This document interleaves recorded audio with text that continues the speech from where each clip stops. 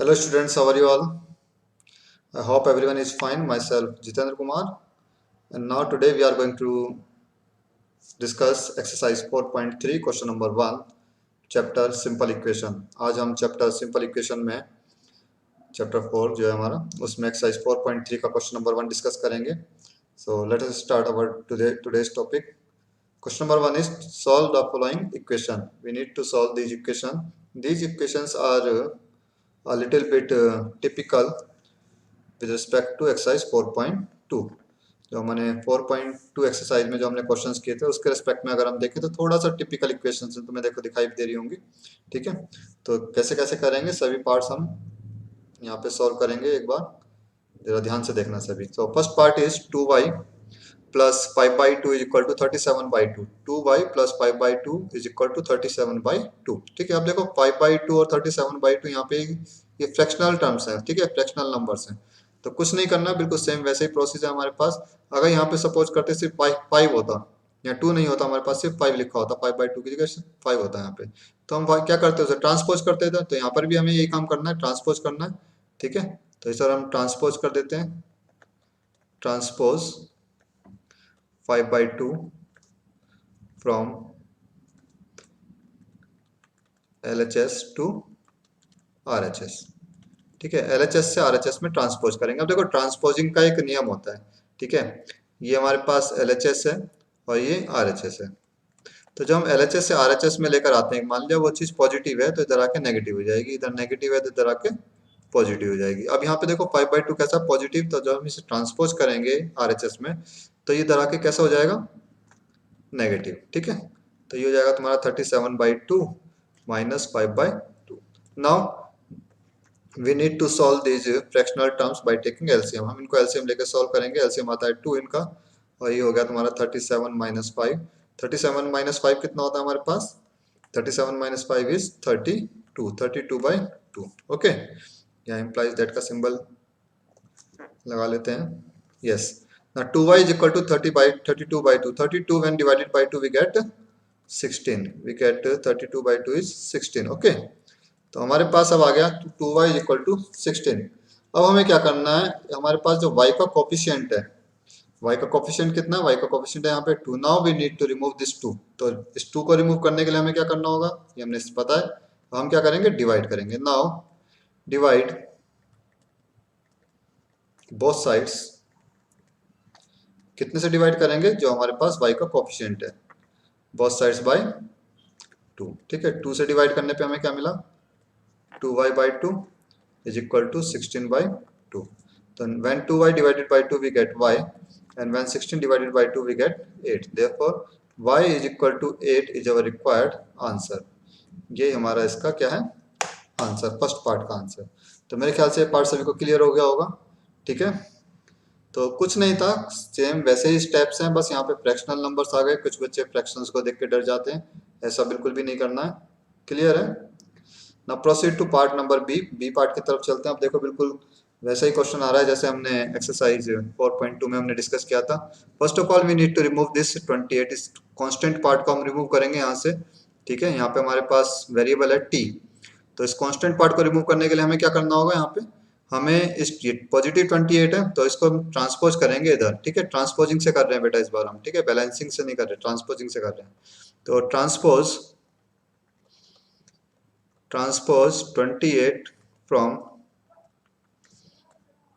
LHS to RHS. LHS से हम RHS में से ट्रांसफर कर देते हैं, यानी कि ट्रांसपोज कर देते हैं. तो हमारे पास कितना मिलेगा, 5t is equal to 10 minus 28. ना 5t इक्वल टू 10 माइनस 28. 10 में से जब हम 28 को सब्ट्रैक्ट करते हैं तो हमारे पास बचता है कितना, 18. क्लियर है सभी को. ठीक, ये इम्प्लाइज दैट का बेटा सिंबल होता है, इसे आप प्रोसीडिंग के लिए यूज कर सकते हो. यहाँ पे नहीं भी लगाओगे तो कोई दिक्कत नहीं है. ठीक, ना 5t equal to minus 18. We get 5t equal to minus 18. Now अब we need to remove this 5. हमें इस 5 को रिमूव करना है तो क्या करेंगे, हम 5 से डिवाइड कर देते हैं. Both sides divide, both sides by 5. We get 5t upon 5 is equal to minus 18/5.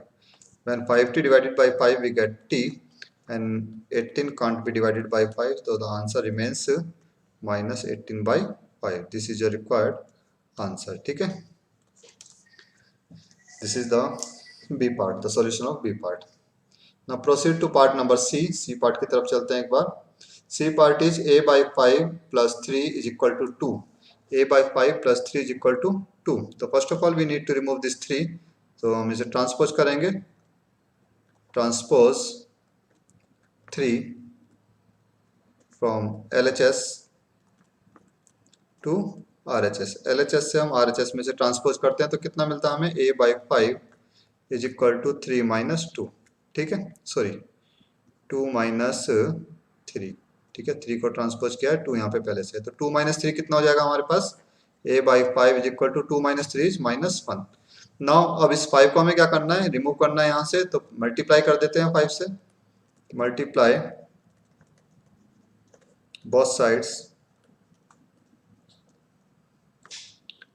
by 5.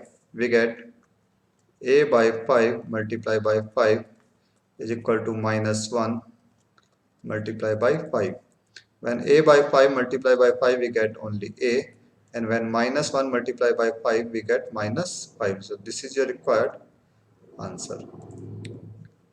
I think ये पार्ट भी क्लियर हो गया सभी को. Now proceed to next part, that is part number D. D part की तरफ चलते हैं. D part is saying that q/4 + 7 is equal to 5. बिल्कुल सेम ऐसा ही पार्ट है जैसा अभी हमने लास्ट पार्ट में किया था.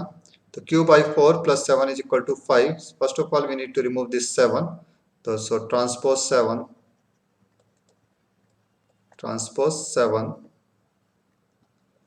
From LHS to RHS. We get q/4 is equal to 5 minus 7. Okay, now q/4 is equal to 5 minus 7 is -2. 5 में से हम 7 को सब्ट्रैक्ट करेंगे, कितना आएगा, -2. ठीक है, नेगेटिव साइन आएगा. Now we need to remove this 4. 4 को रिमूव करना है तो मल्टीप्लाई कर देते हैं दोनों sides. Multiply both sides by 4. 4 से जब हम मल्टीप्लाई करेंगे we get q/4 multiply by 4 is equal to -2 multiply by 4.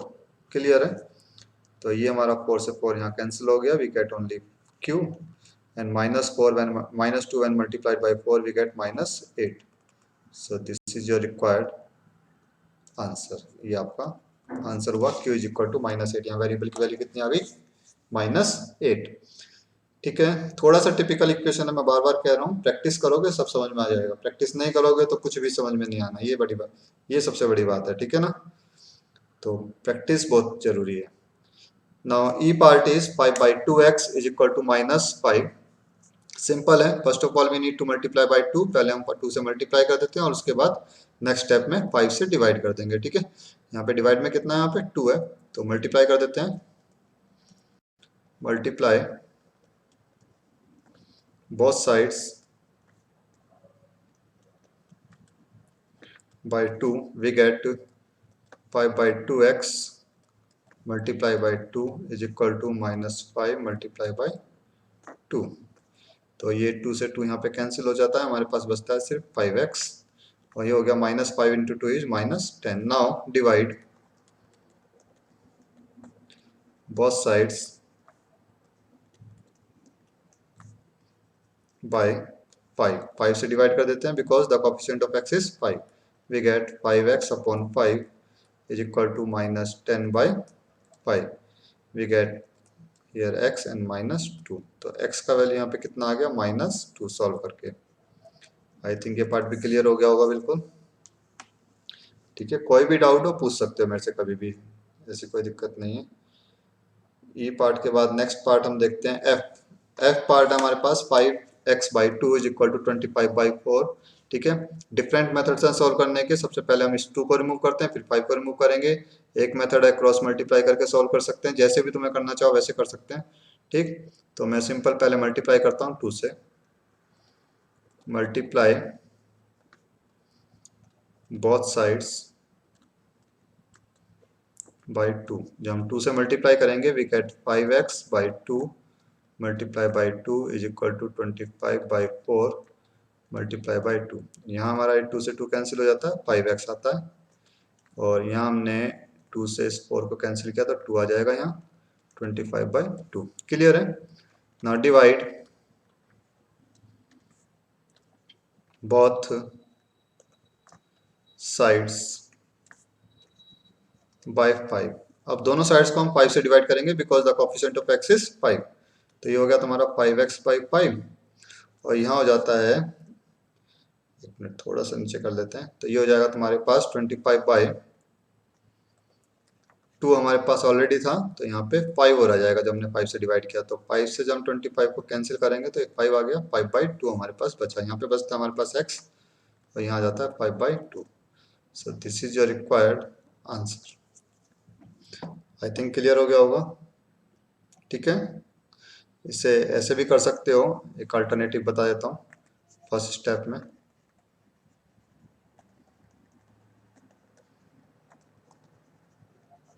Alternative method में तुम क्या करोगे, इसमें 5x/2 इज इक्वल टू 25/4 हमारे पास ये है, तो हम क्रॉस मल्टीप्लाई कर लेते हैं।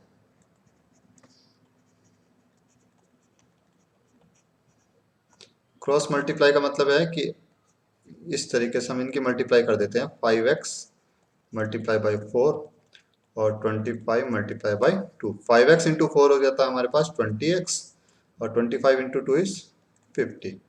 नाउ डिवाइड बोथ साइड्स, हम दोनों साइड्स को कितने से डिवाइड कर देते हैं, बाय 20। ठीक है, तो जब हम इसे 20 से डिवाइड करेंगे तो हमें कितना मिलेगा, अल्टरनेटिव भी समझना जरूरी है। जब हम 20 से डिवाइड करेंगे तो ये हो जाएगा हमारे पास 20x/20 इक्वल टू 50/20। तो ये हमारा 0 से 0 कैंसिल हो गया, 5/2 आया, और यहाँ 20 से 20 कैंसिल होकर सिर्फ x बचता है, तो x इक्वल टू 5/2। ठीक है, ये हमारा क्या हुआ, आंसर। देख लो सेम आंसर आ रहा है यहाँ पर भी। ठीक है, 5/2 5/2। क्लियर है सभी को। Now proceed to part number G. G part देखते हैं एक बार। 7m plus 19/2 is equal to 13. So first of all we need to remove this 19/2. So transpose 19/2 from LHS to RHS. We get like this, transpose 19/2 from LHS to RHS. Transpose means इसे transfer कर देते हैं, कहने का मतलब ये है। ठीक है, यहाँ से हम इसे इधर लेके जाते हैं, तो ये आ जाएगा हमारे पास 7m इज इक्वल टू 13। यहाँ पे पॉजिटिव साइन है इसका, इधर आके कैसा हो जाएगा, negative, -19/2। Now solve this numbers by taking LCM. तो एलसीएम लिया हमने, यहाँ पे 2 आता है, 13 के नीचे 1 मान के। When 2 divided by 1 we get 2, and 2 को हमने 13 से मल्टीप्लाई करेंगे तो आ जाएगा 2 इंटू 13। ठीक है, स्टेप बाय स्टेप लिख कर दिखा रहा हूँ मैं। When 2 divided by 2 we get 1, 1 को 19 से मल्टीप्लाई करेंगे वी गेट 9। क्लियर है, तो ये आ गया 7m equal to 13 into 2 is 26, 26 minus 19/2, that is 7m equal to 26 minus 19 is 7, that is 7/2। ठीक है, अब हमारे पास इक्वेशन आ गई 7m इज इक्वल टू 97/2। अब हमें क्या करना है नेक्स्ट स्टेप में, m का कोएफिशिएंट कितना है यहाँ पे 7, तो 7 से डिवाइड कर देते हैं। Divide both sides by 7। जब हम 7 से डिवाइड करेंगे तो हमें कितना मिलेगा, 7m/7 इज इक्वल टू 7/2 था हमारे पास यहाँ पे, तो यहाँ पे एक 7 और आ जाएगा डिवाइड में, तो ये 7 से 7 कैंसिल, ऊपर 1 आ गया, और यहाँ 7 से 7 कैंसिल होकर सिर्फ m बचता है, तो आंसर आ जाता है m is equal to 1/2। This is your required answer. ठीक है बेटा, now proceed to next question, H part। 6z plus 10 is equal to -2। In the very first step we need to transpose this 10, transpose 10 from LHS to RHS। LHS से RHS में transpose करते हैं तो हमारे पास आ गया 6z इज इक्वल टू -2। इधर positive है, इधर आके कैसा हो जाएगा, RHS में आके नेगेटिव हो जाएगा। बेटा नेगेटिव साइन होता तो पॉजिटिव हो जाता इधर। ठीक है, तो 6z is equal to -2 and -10 both are negative sign, तो बहुत जब दोनों का नेगेटिव साइन है तो हम क्या करेंगे, दोनों को ऐड करके लिखेंगे, लेकिन आंसर जो इनका सम आएगा वो इनको ऐड करके लिखेंगे, ठीक है। तो ये आ जाता है तुम्हारे पास -12। Now the coefficient of z is 6, so we need to divide both sides by 6।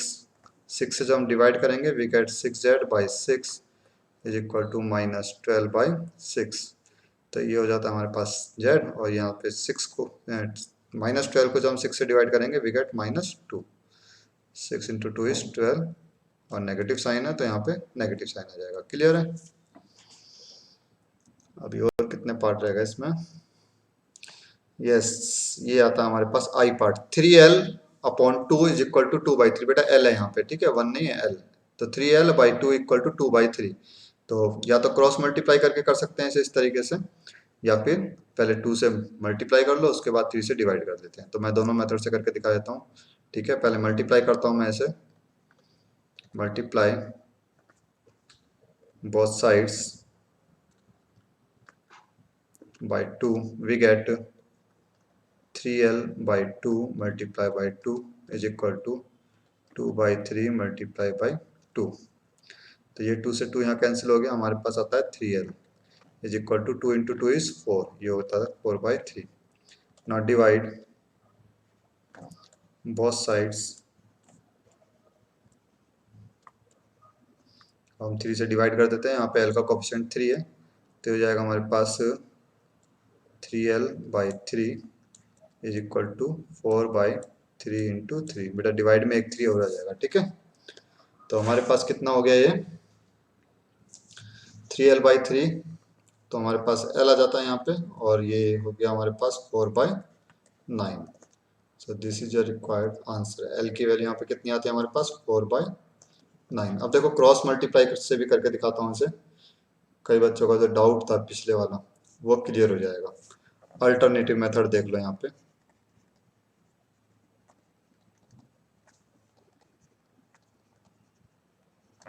तो अल्टरनेटिव मेथड में हम क्या करेंगे, यहाँ पे 3l/2 इज इक्वल टू 2/3 था, तो यहाँ मैं क्रॉस मल्टीप्लाई कर देता हूँ, ठीक है। क्रॉस मल्टीप्लाई करने पे हमें क्या मिलेगा, 3l/3 is equal to 2 × 2। 3l/3 is 9l and 2 × 2 is 4, ठीक है। ये ध्यान रखना है कि जब भी हम LHS और RHS की मल्टीप्लाई करेंगे, क्रॉस मल्टीप्लाई करेंगे, तो ये हमेशा याद रखना है कि इधर भी मोनोमियल हो और इधर भी मोनोमियल। मोनोमियल का मतलब single term, okay. Now divide both sides by the coefficient of L, that is 9। both sides by 9। 9 से डिवाइड कर देते हैं। L का कोफिशिएंट कितना है यहाँ पे, wait a minute,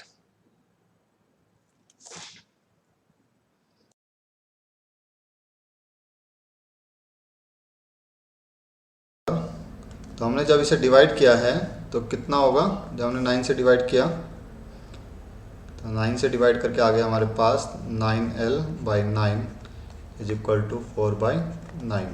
when 9l divided by 9 we get only l and here it is now 4/9। तो l की वैल्यू आती है 4/9, ठीक है। सेम आंसर आ रहा है, देख लो, ठीक है। तो इक्वेशन को सॉल्व करने के डिफरेंट मेथड्स हो सकते हैं, but your method should be correct, वो करेक्ट होना चाहिए, बस इतनी सी बात हमें याद रखनी है। The next part is J part, 2b/3 - 5 is equal to 3। अब देखो first of all we need to remove this constant term. हमें एक कांस्टेंट टर्म जो हमारे पास 5 है, इसके साथ कोई कोफिशिएंट नहीं, वो वेरिएबल नहीं है, तो ये कांस्टेंट टर्म है, इसको रिमूव करना है, ट्रांसपोज करना है इधर, ठीक है। तो ट्रांसपोज -5 है फ्रॉम